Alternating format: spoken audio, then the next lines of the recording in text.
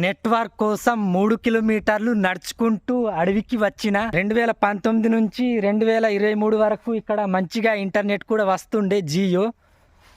కానీ ఇప్పుడు ఇక్కడ ఇంటర్నెట్ వస్తలేదు. ఓన్లీ ఫోన్ కాల్స్ కొరకు మాత్రమే ఇక్కడికి రావాల్సి ఉంటుంది. ప్రజెంట్ అయితే ఒక్కనే ఉన్నాను. చుట్టూ చూసుకోవచ్చు డీప్ ఫారెస్ట్. మధ్యలో ఉంది కదా వేలు, ఈ వేలు ఫ్రాక్చర్ అయింది. ఆల్రెడీ సర్జరీ చేసినారు. 1 మంత్ దాటింది కానీ ఇంకా సెట్ కాలే, టైం పడుతుందేమో. సో మీకు ఒక డౌట్ కూడా రావచ్చు, నేను కొన్ని వీడియోస్లో చెప్పిన మా విలేజ్లో బిఎస్ఎన్ఎల్ టవర్ వేసినారని. ఎస్, బిఎస్ఎన్ఎల్ టవర్ వేసినారు కానీ అది ఇంకా ప్రారంభించలేదు.